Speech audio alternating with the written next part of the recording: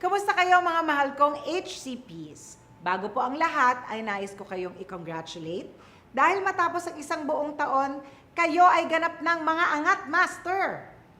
Tulad na sinabi ng inyong Angat Master Professor, ang pagiging Angat Master ay hindi lang isang titulo. Ito ay isang way of life o paraan ng pamumuhay dahil angat ang inyong mga salita, gawa at pananaw sa buhay. Bilang mga Angat Master, dapat ay marunong tayong makisabay sa takbo ng panahon upang manatiling updated ang ating kaalaman at upgraded ang ating buhay. At sa panahon ngayon, isang mahalagang bahagi na ng ating mga buhay ay ang internet, lalong-lalo na ang social media. Ang social media sites tulad ng Twitter, Instagram at ang paborito nating Facebook ay maaaring pagmulan ng pagkakaaliwan or entertainment, mga bagong kaalaman o magsilbing simpleng pastime kung tayo ay may extra o libreng oras.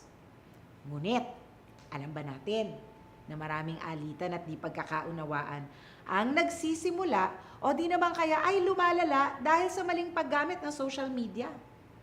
Kaya mga mahal kong HCPs, narito po ako upang ibahagi sa inyo ang tamang ethics o asal ng isang Angat Master pagdating sa online at offline na buhay. So I present to you the Angat Master Work and Internet Ethics. Madali lang alalahanin ang mga ituturo ko sa inyo. Kailangan nyo lang tandaan ang katagang ito. B, angat. B, bawal ang bully. Walang taong may gusto na pinagkakaisahan, pinapahiya, at kinukot siya, lalong-lalo na kung wala naman siyang ginagawa o nagawang masama. Ang isang Angat Master ay inaangat ang kanyang kapwa at hinding-hindi nanghihilap pababa. Maraming bully sa internet at sa trabaho. Kaya tungkulin natin na siguraduhin hindi kayo nang bubuli at wala kayong kasamahan na nabubuli. At dahil dito, dapat nating ugaliin ang encourage others sa mga posts at salita. Dapat ay mga angat na salita lamang ang ating ibinabahagi sa ating mga social media sites, gayon din sa trabaho. Gamitin natin ang kaalamang na ibahagi sa atin ng Angat Mastermind, ang pagpapasa ng mga angat na mensahe sa pamamagitan ng malinaw at tamang komunikasyon. A. Awatin natin ang mga nag-aaway. Mga Angat Masters, layunin natin ang mapanatili ang pagkakaintindihan ng mga tao sa ating paligid. Kung meron tayong mga kasama, kapamilya, o kaya naman mga kaibigan na nagkakaalitan, subukan natin ipagbati ang mga nag-aaway upang ma-restore o maibalik ang tibay ng kanilang samahan. And no sa nega. Mula sa ating natutunan sa Angat Masterpiece, ang ating disposisyon sa buhay ay nagsisimula sa ating perspektibo.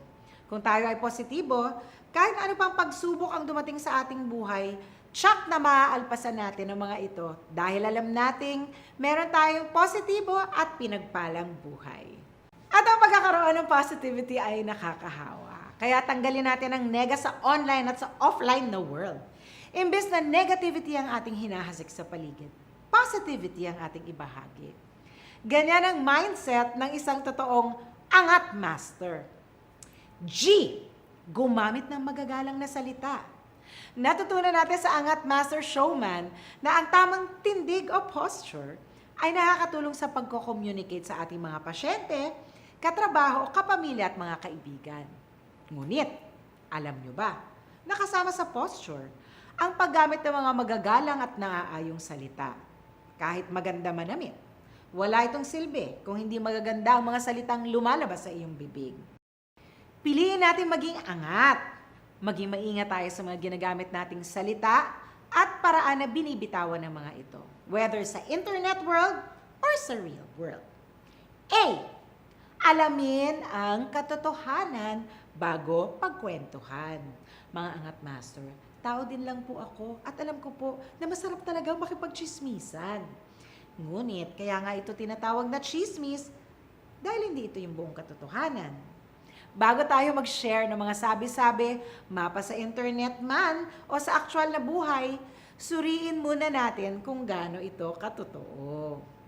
Maiiwasan natin ang mga alitan at hindi pagkakaintindihan kung walang kasinungalingan at pawang katotohanan lang ang nasa usapan. Di po ba? T. Think before you click. Think before you talk. Mga Angat Master, refleksyon ng ating mga sarili ang pinopost natin sa internet at ang mga pinag-uusapan natin sa aktual na buhay. Bago tayo magsalita, mag-react o kumilos, lagi nating tatanungin ang ating mga sarili. Angat ba ang aking sasabihin? Angat ba ang aking gagawin? Mga Angat Masters, nais ko pong magpasalamat sa pagkakataon na makasama kayo sa isang napaka-importanting araw ng inyong buhay bilang mga angat na HCPs. At bago po tayo magtapos, bigyan po natin ng isang masigabong palakpakan at walang humpay na pasasalamat ang inyong Angat Master Professor na talaga namang masugid kayong ginabayan buong taon.